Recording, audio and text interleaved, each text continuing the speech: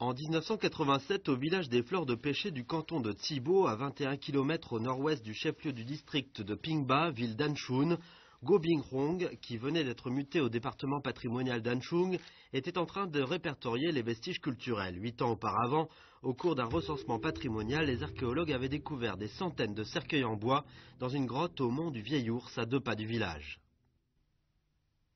当时我们刚进洞口看的这个非常惊奇，也非常震撼。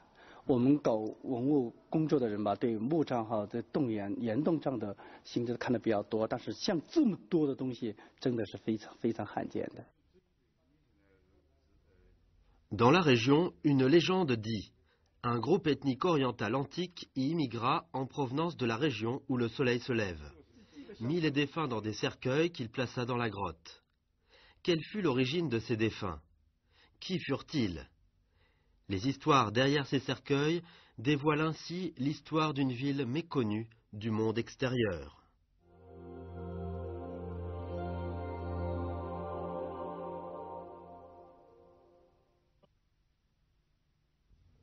Anshun dit Tianzhong, terre centrale du Guizhou, couvrant une superficie de 9264 km², est située au centre de la province.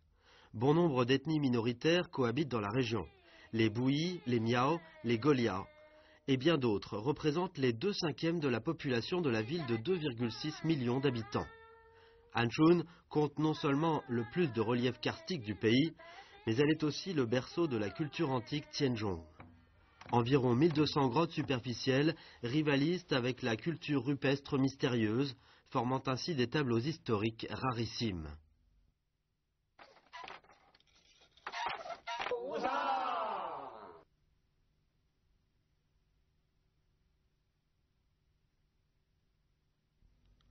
La grotte au cercueil du mont du Vieil Ours, près du village des Fleurs de Pêcher, est une grotte karstique naturelle d'environ 1100 mètres carrés.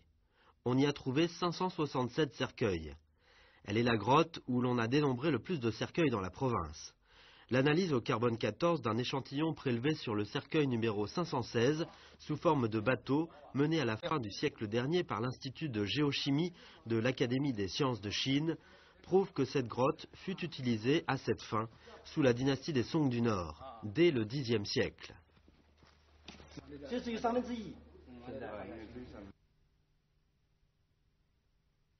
它这个形制的比较独特，它有船形的，有筒形的，还有方形的，还有圆形的。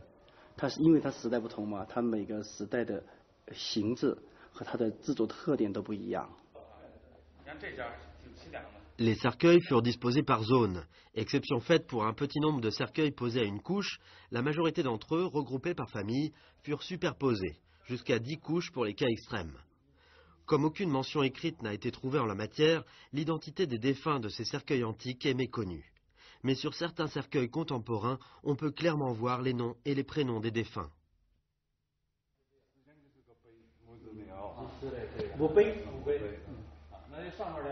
我们看见搁在这里，就是几个家族的啊，都姓刘哈，都姓刘的啊。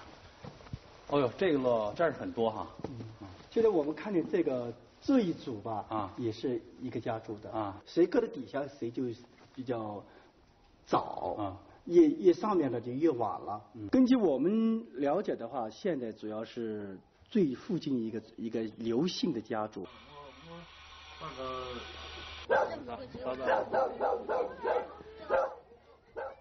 La famille Liu, dont Go Binghong parle, habite au village des Fleurs de Pêcher à proximité de la grotte.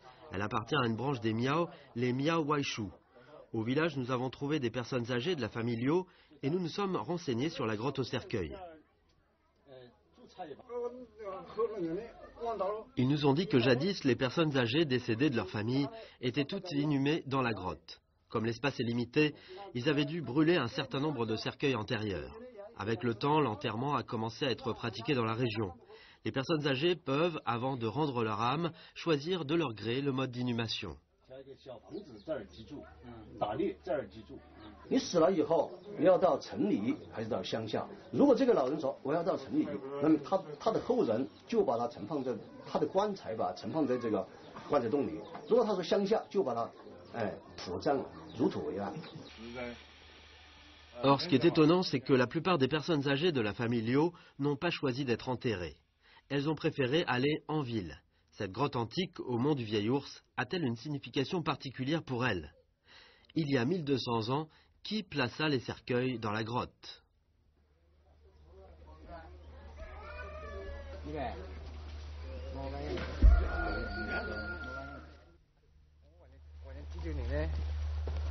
En 1987, avec l'approbation du Bureau d'État du patrimoine, les archéologues ont fouillé 5 cercueils de la grotte. Dans le cercueil numéro 415, il y avait une défunte adulte. Malgré le peu d'objets funéraires, une parure vestimentaire qu'elle portait a suscité l'attention de toutes les personnes présentes aux fouilles.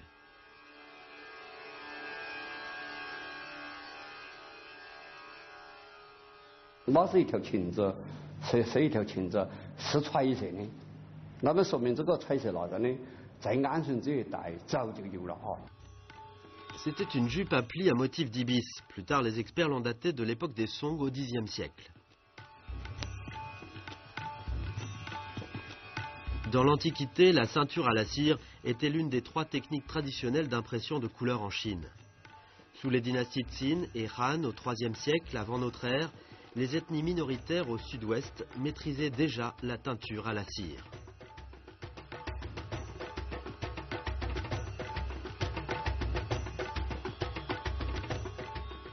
Selon le style caractéristique de la teinture à la cire exhumée, les experts estiment que la défunte du cercueil à la grotte appartenait, comme la famille Liu du village des Fleurs de Pêcher, à l'ethnie Miao.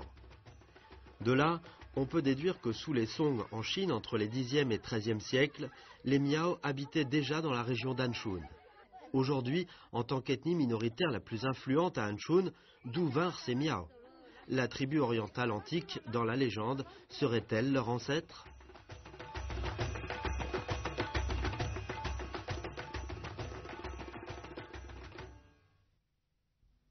Aux confins du district de Zheyun et d'autres districts, les indigènes Miao vivent principalement de la culture du jute, d'où le nom de la région, Mont du Jute. Yang Zhenjiang, qui a fait ses études ailleurs, est retourné au pays natal après ses études universitaires. Dans sa mémoire, cette terre ancestrale est un monde caché, au fin fond des montagnes, mal connu de l'extérieur. Les Miao qui y vivent conservent leurs coutumes alimentaires et vestimentaires primitives. Ce qui fascine le plus Yang Zhenjiang, ce sont les chansons solennelles et mélodieuses, chantées par les rhapsodes lors des offices antiques.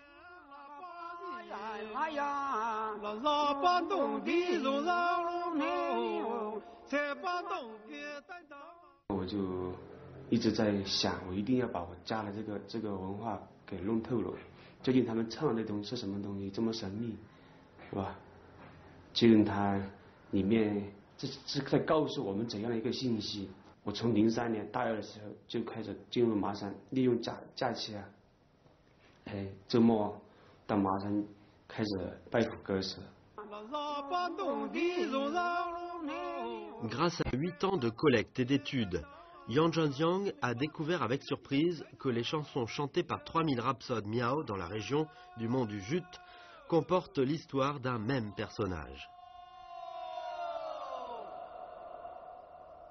这个主人公叫亚鲁，而且亚鲁呢也是整个麻山苗族的一个先祖。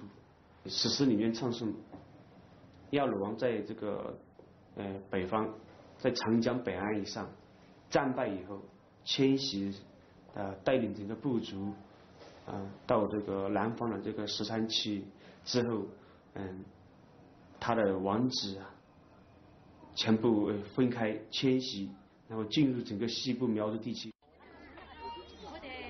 Selon des registres historiques, les ancêtres des Miao qui vécurent au cours moyen et en aval du fleuve Jaune furent appelés les 9 tribus. Durant les guerres tribales incessantes et la domination du régime impérial, les Miao furent contraints de migrer massivement sur une longue distance vers le sud. Exode sans précédent dans l'histoire 5 fois millénaire du pays. Une des branches Miao s'installa à Anshun, dans le Guizhou, devenant les ancêtres des Miao d'Anshun d'aujourd'hui.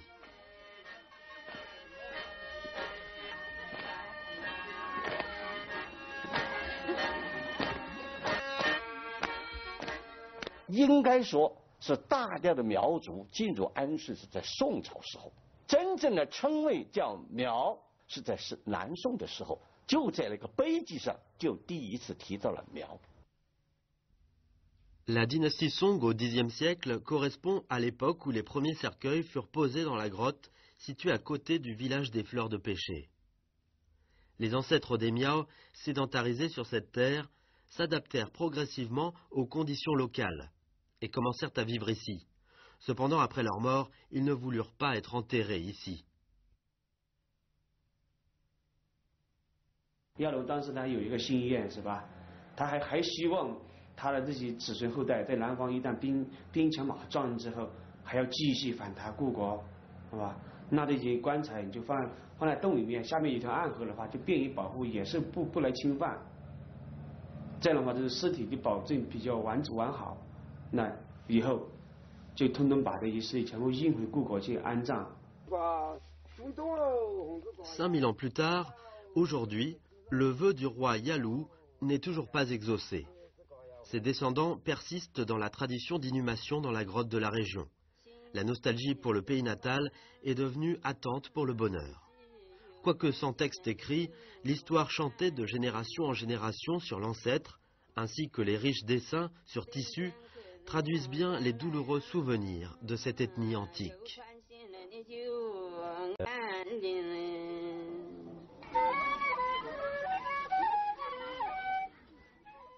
因为我们苗族啊，它是没文字的，它所有的历史啊都是穿在身上，哎，所以呢，像这条裙子啊，它解释呢，就带着这样的文化。苗族的祖先带着子女们都是跨过了黄河，跨过了长江，进入了贵州乌江。 Il y a 1 millier d'années, quand les Miao, contraints de migrer, arrivèrent pour la première fois à Anshun, ce qu'ils virent fut une terre couverte d'une dense forêt vierge. La littérature antique baptisa cette terre contrée hantée, sans trace humaine. Dans la haute antiquité, y eut-il des autochtones à Anshun? Serait-ce vraiment une terre désertique?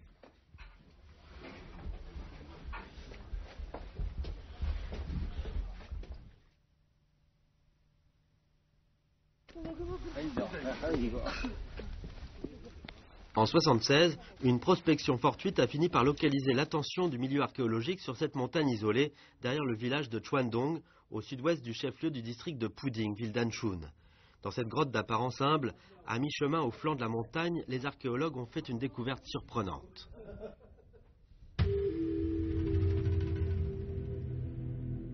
很多的那出土文物上万件，特别是那个磨制的石器和骨器。它代表性的骨器主要是骨锥，还有骨铲，它就是一个生活工具，非常完整的。 D'après la dizaine de milliers d'objets en pierre et 1 millier d'objets en os, exhumés au site de la grotte Chuandong, on sait qu'il y a 16 000 ans, des êtres humains vécurent dans cette grotte. Cette découverte du site paléoanthropologique de Chuandong a comblé le vide archéologique de reliques en os au sud, et ce qui est le plus important est que les hommes de Chuandong allumèrent une torche de la civilisation humaine en terre inculte d'Anshun dans la haute antiquité.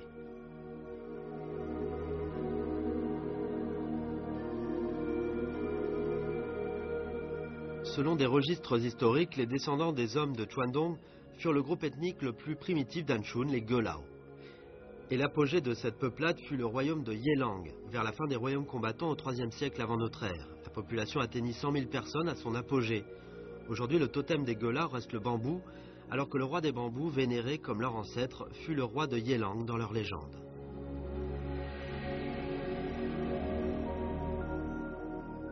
Il existe une branche des Miao, très peu connue du monde extérieur, qui vénère aussi le roi de Yelang. Aux confins des arrondissements de Zhening, Zuyun et Sisiu de la municipalité d'Anshun, dans les montagnes du canton de Geli, une branche des Miao, appelée Miao Gudong, vécut ici il y a très longtemps. Ils se donnèrent un nom original, Mengzheng.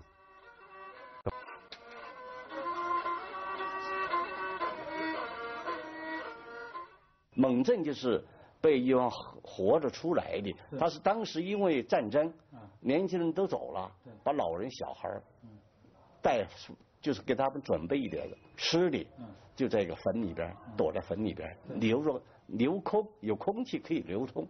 是后来这些人吃完东西憋不住了，出来哎，反正已经没人，干脆就在这儿生存下去，所以它称为蒙镇苗族，属于苗族的一支。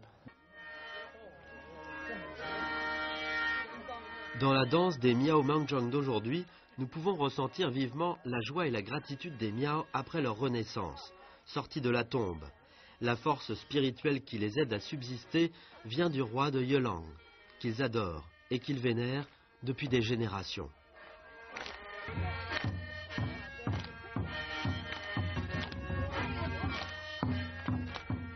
他的头上必须别上用2块竹片奏成的一个发簪。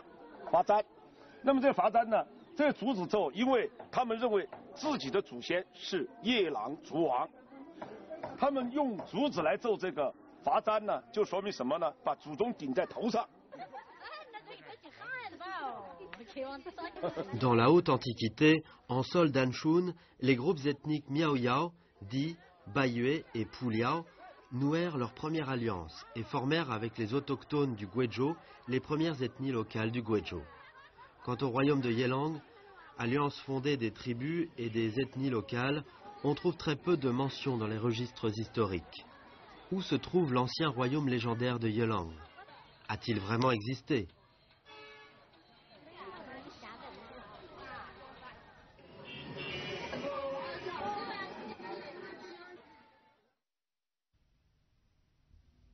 En 1976, lors de travaux d'aménagement hydraulique, des paysans du bourg de Ningwu, arrondissement de Sissiu, ont fortuitement découvert une tombe en pierre écroulée. Plus tard, à l'issue des fouilles, les archéologues ont remarqué qu'il y avait beaucoup de ruines des Han dans cette région.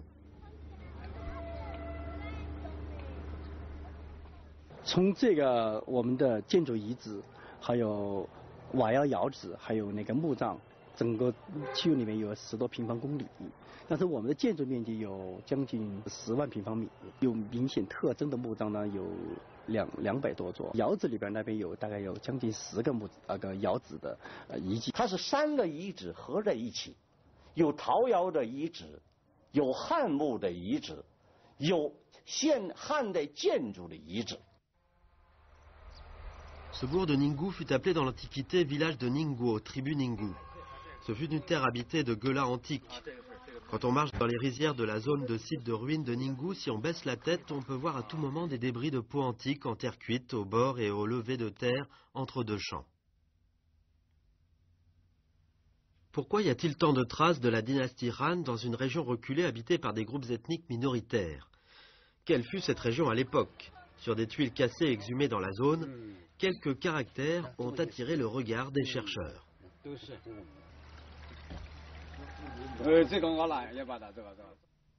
那个瓦当上边写的是长乐未央啊，上边是写了长乐未央，据有关史料介绍，这是在那个封建等级制度很严密的时候，这个瓦当上你用长乐未央，就是用这4个字是不能随便用的。你如果说你随便用了以后，那是对皇室的不尊重。 那是要犯砍头的危险的。 Avec l'avancement des fouilles archéologiques, d'autres vestiges plus caractéristiques de la dynastie Han ont été exhumés, dont une plaque du plaignant réclamant la justice auprès du maire du district de Zhangke.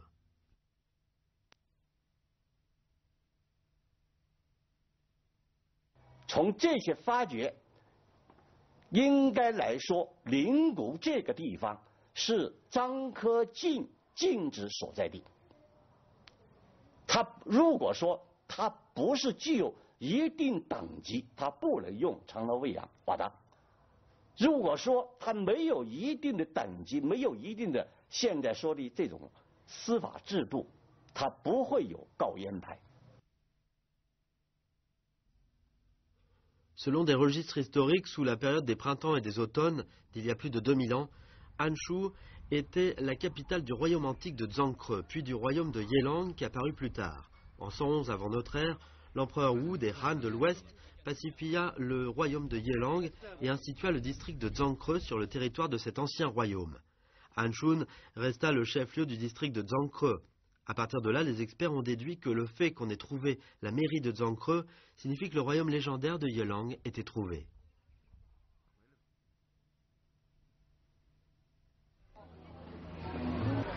En tant que chef-lieu du premier pouvoir politique centralisé institué au Guizhou par l'empire des Han, Anshun fut développé et influencé par la culture Han plutôt que le reste des régions de la province. Par exemple, à l'origine, les Miao furent obligés d'immigrer et de se sédentariser à Anshun, mais aux yeux de Zhu Yuanzhang, fondateur de l'empire des Ming au XIVe siècle, Anshun ne fut plus une terre inculte, comme ce qui eût été mentionné dans les registres historiques.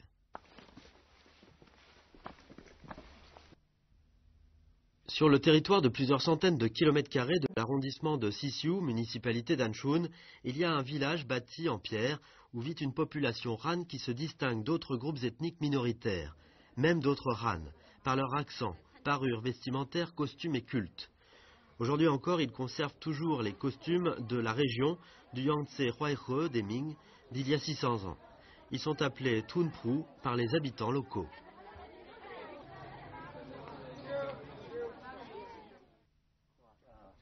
Dans ce village des 9 ruisseaux, typique du style de Tunpu, vivent des dizaines de familles du nom de Gu. On dit qu'elles sont la descendance du général des Ming Guchang. Le livre généalogique des Gu, que le vieil homme Gu Zheyan nous montre, note en détail l'histoire d'immigration et sédentarisation d'une famille à cette époque spéciale.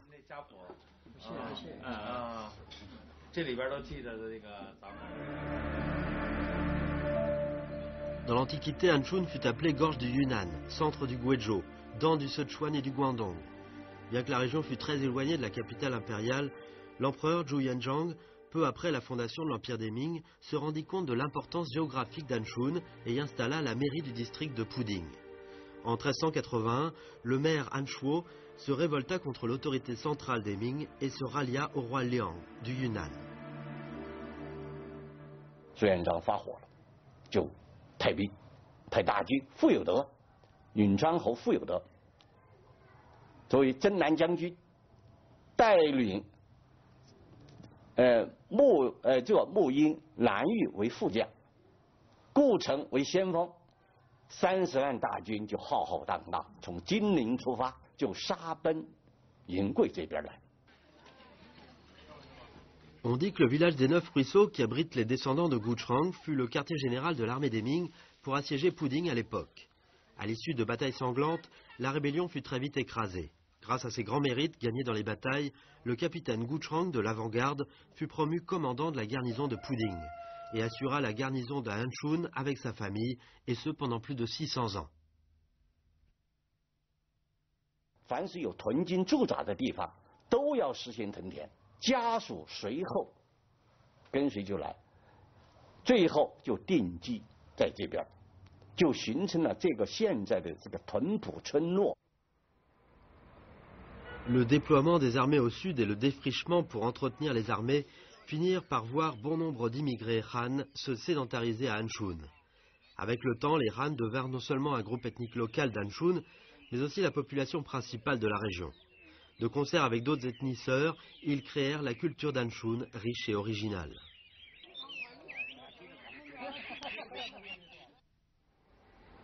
De l'Antiquité jusqu'à nos jours, il y a toujours des gens qui immigrent et se sédentarisent à Anshun.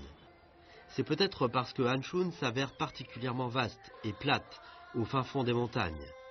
C'est peut-être aussi parce que le climat y est doux et pluvieux, où on ne ressent ni le froid en hiver, ni la canicule en été. Un environnement très agréable à vivre, et c'est peut-être aussi parce que cette terre porte le nom d'Anshun.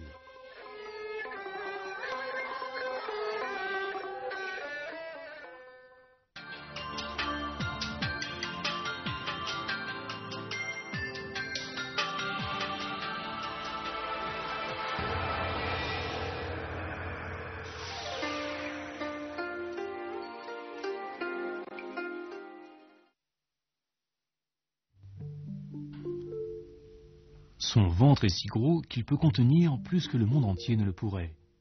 Il rit si souvent et se moque de tous les hommes ridicules en ce bas monde. Ses propos brossent le portrait vif du moine sac de toile connu de tous les Chinois.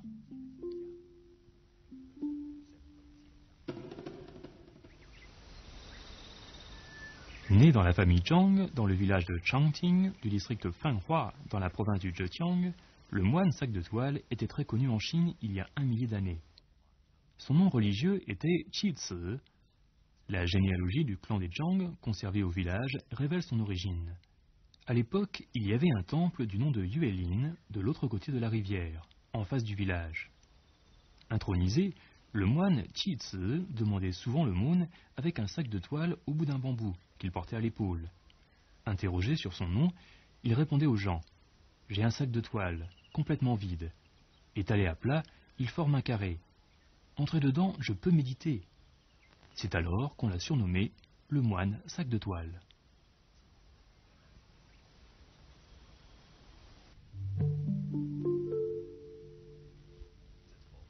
À partir du milieu de la dynastie des Tang, au 8e siècle, l'école du dhyana du bouddhisme prêchant l'harmonie totale entre foi et vie réelle dominait, ce qui fit que les débats philosophiques trouvèrent un terrain fécond dans la foi bouddhiste.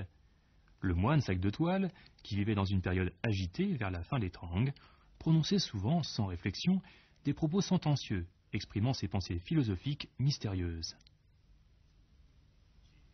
Les paroles chantées dans les canons bouddhiques et les propos sentencieux se présentent sous une forme poétique. Les propos sentencieux du moine sac de toile, qui ont survécu, revêtent tous un sens profond. En repiquant le riz dans les champs, je vois le ciel dans l'eau en baissant la tête. La sérénité de l'esprit est la voie à suivre, et le recul est en fait la progression en avant. Dans le langage populaire, ces propos sentencieux de repiquage de riz expriment à la fois le travail au champ et la pensée bouddhiste. Il faut savoir que le paysan repique le riz en reculant. Le recul apparent est en fait juste l'avancement du repiquage. Ces propos sentencieux du moine visent à exprimer la théorie dialectique bouddhiste du reculer pour avancer.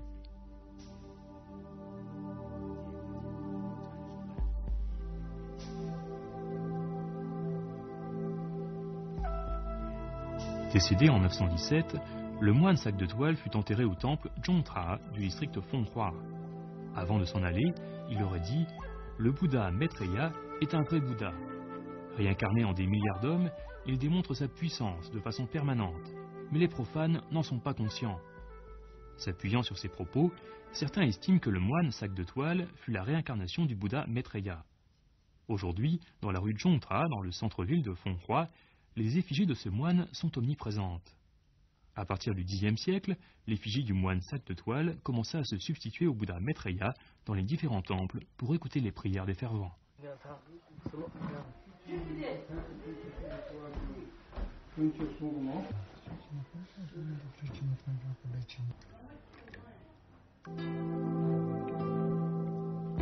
Le moine sac de toile Qi Zi fut un moine voyageur, sans attachement fixe. Dans la mentalité des Chinois, son ventre et son sac symbolisent la générosité et le pardon. Aujourd'hui, des effigies du moine apparaissent non seulement dans les temples de différentes régions de Chine, mais cette image figée devient aussi un porte-bonheur artistique pour les habitants. Ce moine généreux, bedonnant et souriant pénètre profondément dans la vie quotidienne des Chinois et est très apprécié.